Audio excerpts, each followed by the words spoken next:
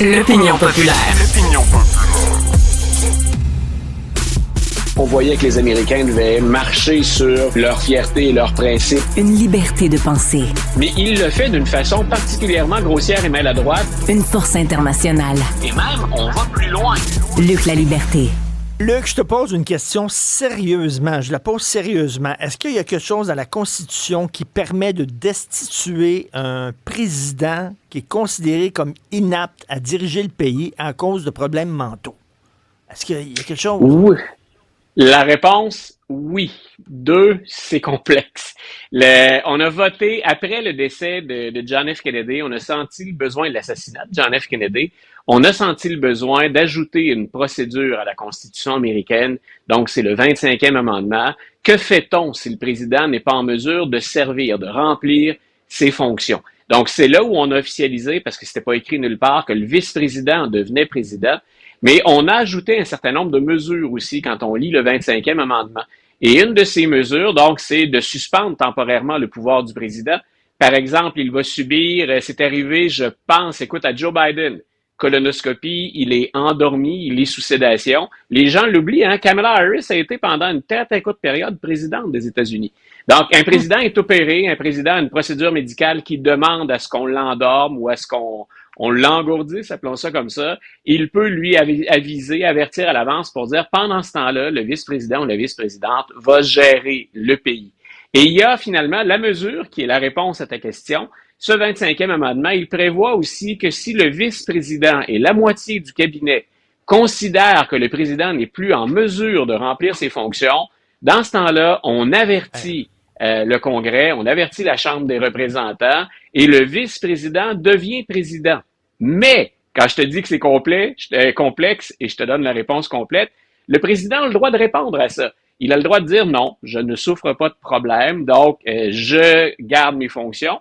Il récupère ses fonctions et après ça, on a un certain nombre de jours pour en appeler de ça. Donc, ça se règle dans les 4 à 6 jours. Mais il y a donc une procédure, c'est bel et bien écrit, noir sur blanc.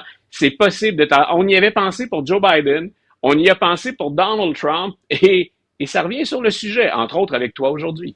Ben là, ça prend l'accord du vice-président. On s'entend qu'on ne l'aura pas. Hey, on jase, moi puis toi. Là. On était au comptoir avec une bière. Là. Mettons qu'il est 5h15. Là. On jase. Qui tu préférais avoir? Préfères-tu avoir Donald Trump que J.D. Vance, finalement? Non, mais on jase. Combien de drinks on a eu avant?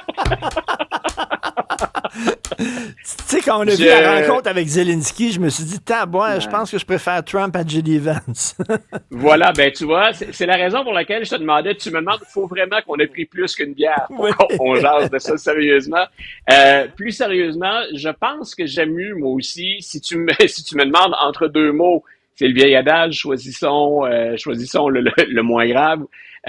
Évitons le pire. Je pense que j'irai avec Donald Trump parce qu'il a quand même un caractère qui est, on le sait, c'est impulsif, c'est imprévisible, mais je pense qu'on peut intercéder auprès de lui. Je t'ai dit, moi, ceux que je crains le plus quand je regarde les assauts répétés contre les tribunaux, contre l'État américain, certaines mesures complètement folles qu'on est en train d'appliquer, il y a des gens derrière lui qui savent exactement ce qu'ils veulent faire avec ça.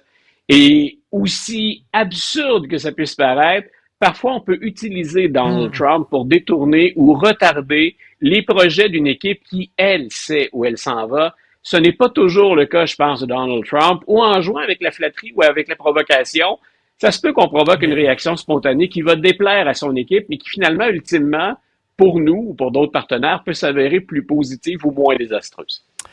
Écoute, il y a des gens au sein de la Maison-Blanche qui commencent à trouver qu'Elon Musk emmène trop large. Et dans le New York Times, il y a un texte très intéressant qui dit qu'il y a eu même comme une chicane à l'interne, là, où des gens disaient, demandaient des comptes à Elon Musk en disant « Qu'est-ce qu'il fait là, lui, au juste? » Oui, puis c'est qu'Elon Musk se présente quand on rencontre les secrétaires ou les ministres. Lui, il s'en va là et c'est un peu son mandat, mais c'est aussi, il ne parle que de ça, c'est combien chacun d'entre vous a coupé d'emplois dans son ministère ou dans son département. Et il a eu maille à partir avec plusieurs des conseillers, dont Marco Rubio. Et il a dit à Marco Rubio, vous n'avez congédié personne récemment. Et Marco Rubio dit, ben, attendez un peu. Il y a 1500 personnes qui ont accepté ce qu'on appelle le buy-out.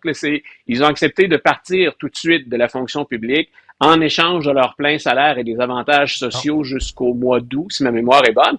Donc, Rubio dit, j'ai fait ma part. Et Rubio a répondu aussi, mais en passant, vous avez coupé l'aide internationale. C'est moi, normalement, qui est le patron de ça. Et vous m'avez finalement retiré ou tiré le tapis sous les pieds. Donc, la réponse de Rubio, visiblement irritée, c'est j'ai fait ma part.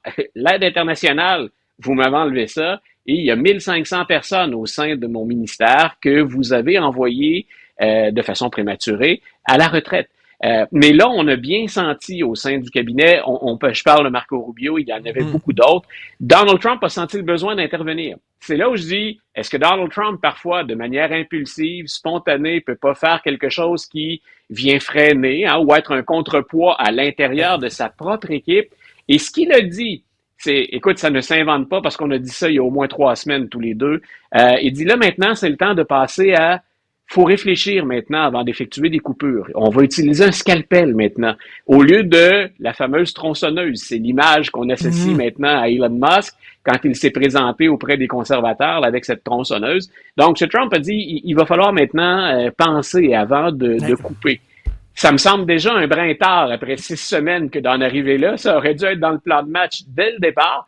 Mais là, on se retrouve avec Elon Musk et on verra si c'est vrai. On verra si Trump fait appliquer ça. Mais on a inversé les rôles entre les conseillers et Elon Musk. Mais voilà, merci pour la photo. Donc, on a inversé les rôles, c'est-à-dire qu'Elon Musk était un peu le patron des secrétaires du président ou des ministres. Et là, Donald Trump a clairement rétabli les choses en disant, maintenant, quand vous allez couper, Elon Musk est un conseiller, mais ce n'est pas lui le patron. Donc, renversement spectaculaire de situation, mais on est, après 6 semaines, là où on aurait dû être au début de cette purge-là. Ben, et tu dis, Trump, il pète les plombs, il pogne les nerfs, la broue dans le toupette, puis après ça, finalement, tu as vu, là, il s'est retourné vers la Russie, puis il a dit à Poutine, c'est à ton tour de faire des compromis. Sinon, ça va aller mal, sais-tu, parce qu'il a senti la soupe chaude en disant les gens étaient tellement furieux de la façon dont il attaquait l'Ukraine, il s'est dit, peut-être qu'il faudrait que j'attaque l'autre bord aussi. Hein. Parce que, soyons honnêtes, c'est une opération charme, c'est une opération grand public pour les Américains. Oui. Ça n'y changera à peu près rien, ce qu'il a proposé. Et on l'a bien vu, la Russie est capable de contourner. Joe Biden a fait ça auparavant aussi. On est capable de contourner ça tant et aussi longtemps qu'on peut faire affaire avec l'Inde, qu'on peut faire affaire avec la Turquie, qu'on peut faire affaire avec la Chine surtout. La Russie est capable de contourner les mesures que les pays occidentaux, dont les États-Unis, donc les mesures qu'on a mises en place pour pénaliser l'économie russe. Donc, en fait, ça, c'est carrément, et Donald Trump est fort là-dessus, donc c'est carrément la façon de jouer avec son image, de donner un spin, une autre tournure à quelque chose qui a très mal passé aux États-Unis, cette rebuffade, c'est pas fort, cette humiliation qu'on a réservée à Volodymyr Zelensky. Écoute, il se passe tellement de choses, ça a l'air loin. C'était vendredi dernier. Nous discutions de ça tous les deux. C'est fou, hein? On dirait que ça fait 6 mois. Mais c'est fou. Là, tarif, pas tarif, là, je dis 15h59, 55 secondes. Jusqu'à date, il n'y a rien qui a changé sur le niveau des tarifs. Et rapidement, vraiment, deux mots. Tu disais tout le temps, le football, c'est le sport national des États-Unis parce qu'à la base, le football, c'est la conquête du territoire. Ben voilà, après avoir conquéri certains territoires qui appartenaient au Mexique, maintenant, on s'en va vers le nord. Voilà, écoute, il semble être sur le point, du moins c'est ce qu'il voudrait, redéfinir la frontière. Dans son discours sur l'État de l'Union, j'avais été, est-ce qu'on peut dire ça aujourd'hui, un brin rassurant en disant, tiens, il a à peine mentionné le nom du Canada. Si j'étais panaméen, j'étais inquiet parce qu'il dit, je vais récupérer le canal de Panama.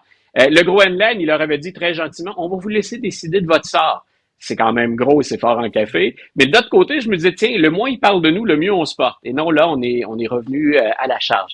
Et si on a le temps la semaine prochaine, moi, je veux te parler de cette attaque qu'on réserve au Pentagone à ce qu'on considère être les woke ou aux mesures de diversité, équité, inclusion. On est en train de faire disparaître des archives, c'est absolument hallucinant, sur lesquelles on verrait le mot gay. Même si ça n'a aucun rapport avec le mot sexualité. Attends, oui, vas-y, je te laisse le temps, là.